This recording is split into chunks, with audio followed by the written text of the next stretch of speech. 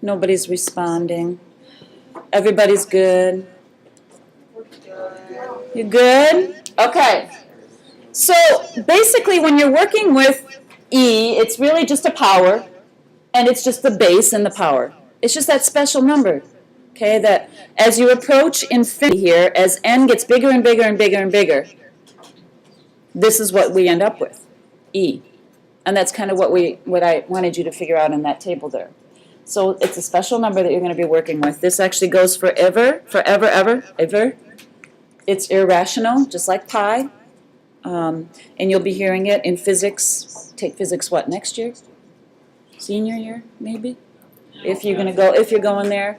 You'll hear it in science with mold decaying and growing. Oh, I want to see a cool video. Yes. I was going to show you a cool video. Okay, so make a little note to yourself that E represents continuous growth or decay.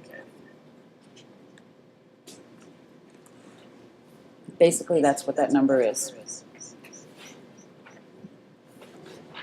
All right, so now we're just going to work with it. It's really not all that different than working with the other powers that you've worked with. Here, we're multiplying two powers with the same base, just happens to be E. So what do we do to the exponents? Add them.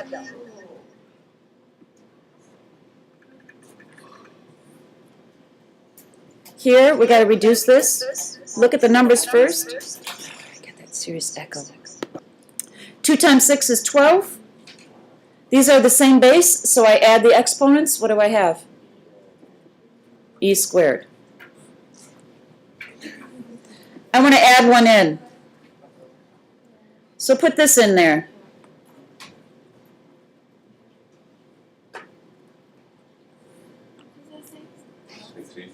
Six. This is a 6, sorry. That's a 6. Okay.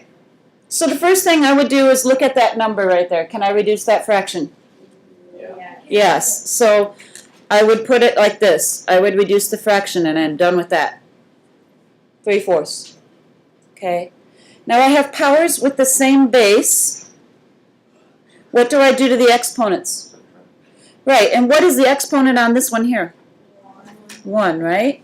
So I can't really do 4x take away 1, but I can write it as an expression, 4x minus 1, correct? So it would actually be like this. I'm going to write it down here. You don't have to write this, you can just watch.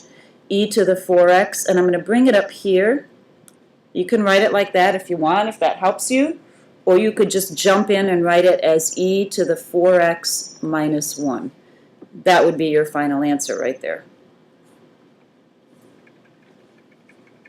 So you're writing it as an expression instead of a number, and that's okay as an exponent. 4x minus 1. Okay? All right, great. You got a calculator? Let me show you where E is on the calculator. E has such a special number, it has its own spot, just like pi does. So, look right here. Can you see the LN button? It's kind of next to the 4 button. LN? Sometimes E will be expressed as LN as well. We're going to get to that later in the chapter. But if you push second LN, oh, look at that. There it is, E. Second LN. So if we're going to raise it to the 6th power, we just put a 6 in that box, and we get that. So this is equal to approximately, let's just do 2 places. So if you can't remember, it's the second ln. Round to 2 digits for this. All right, do the next one. It's approximately, what did you get? 0.756. Okie dokie? All right, turn it over.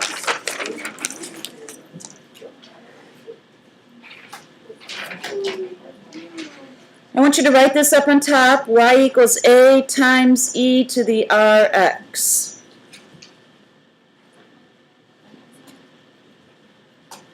What you need to remember here is, let's think about R. If R is positive,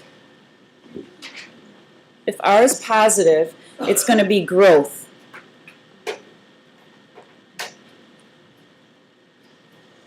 If R is negative, it's going to be decay.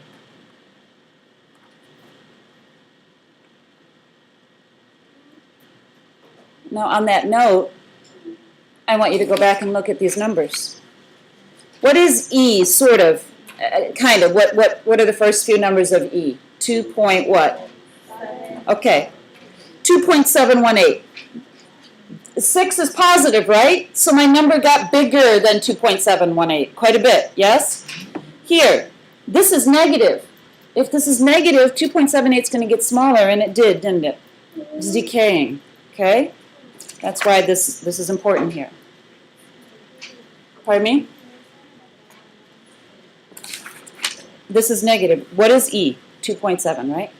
So if this is negative, your number is starting somewhere at 2.7. It's decaying, so it's going to get smaller and smaller and smaller and smaller if it's negative. Yeah, but still, if you're doing 1 over E to the 0.28, that's going to be small, isn't it? Yeah? Let's take a look at what happens here. So, if you were to put this on the calculator and get some x values, this is kind of what it would look like. First of all, is this growth or decay? No, R is what? R is positive. So it's growth. Okay? So let's make a table. X, Y. I got these off the calculator. I didn't do anything magical. I just got some values off the calculator so I could graph it. So, over 0, up 4. Over 1, up 6.5, about, and negative 1, 2.42. Okay? Yeah.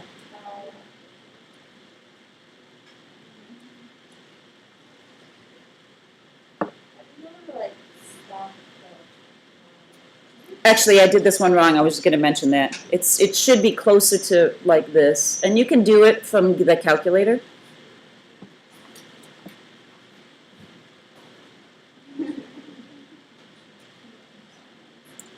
Here's what you can think about, Tracy. Does this have anything added or subtracted to it? So it actually, the asymptote did start here, and it didn't change. So you can think about it that way. Okay? So what is the domain? Anything. Yeah. And then what's the range? Yeah, y is greater than or equal to 0. It's based on that asymptote.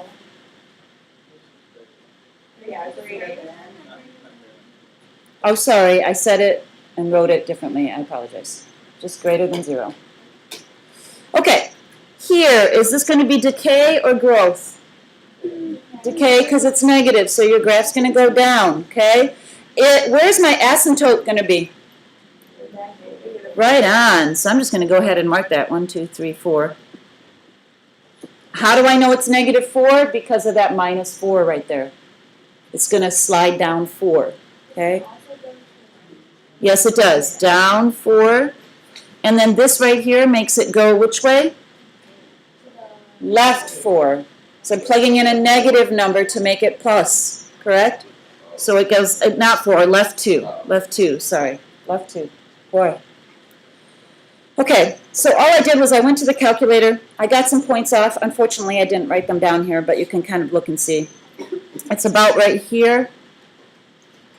And it's negative 2, 3. And about right here. And then you can sketch it.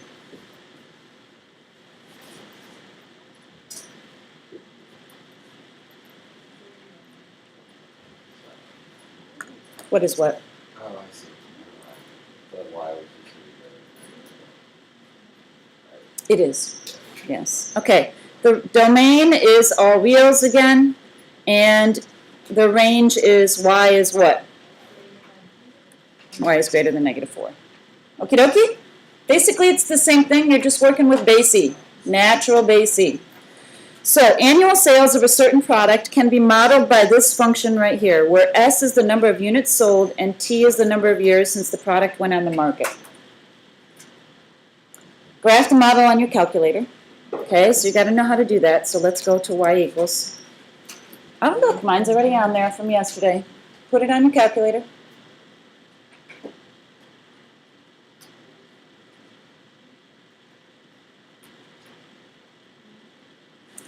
What's the best way to get the right sort of picture for this equation?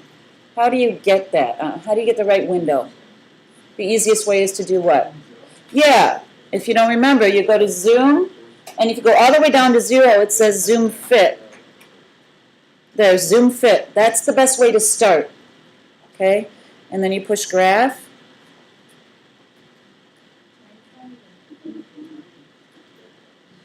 Double check that you entered it correctly. It's on your paper too.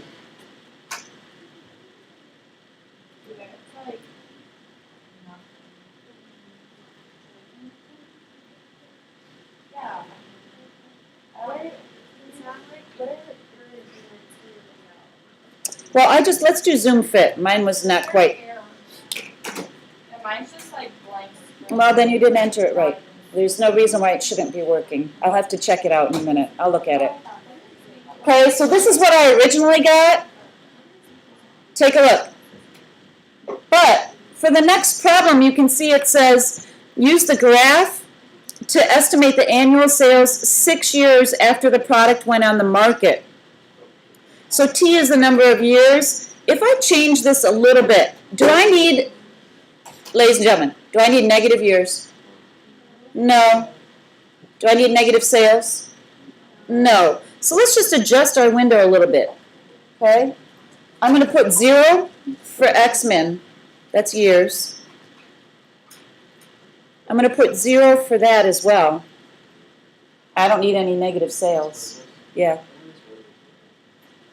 You could, but you need to know how to use the trace too. Okay? You could. I'm going to show you a trick. Watch. It's not even trace. It's easier than that. And then graph. 60,000.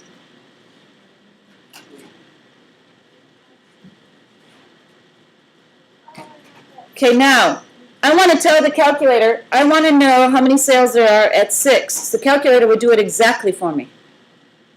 You could go to the table. Let's see what it says in the table. Probably will give you the right answer there too.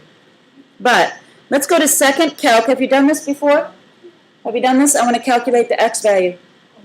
Second calc, it's right above trace. Push enter. I want to know when X is 6. Push enter. And there's your answer. Okay? So I want to know when T or X is 6. And it's approximately 24,394 units. I wouldn't put 0.18. Why would I not put 0.18? Can't have 0.18 unit. Is what they're talking about here. Okay? Now, if you're working with natural base E, this is something you're going to want to memorize. And here's an easy, have you guys ever heard of the shampoo PERT? Okay, look at P-E-R-T. It's the easy way to memorize that equation, PERT. There is. I don't know if it's still on the market. It used to be, but I don't know if it still is. So I find this interesting because at first I'm like, I've never heard of an account that gives you continuous interest. But there must be if there's a formula for it. So I'd like to find it. There must be. You deposit $3,000 in an account. That's your A, or your P. This is your rate, and you have to change it to a decimal. That's your R. What is the balance after 3 years? And that's your T. So you're just going to plug it into the equation. 3,000 times E to the 0.035 times 3. And this is how much you would get if you got continuous interest after 3 years, which I think is astounding. Earning $300 in 3 years on $3,000 is a lot. So, but that's cool if there is such a thing. Make it about 30 cents a year. So, I know. in your checking account? Yeah. Yeah. It's not much. It gets me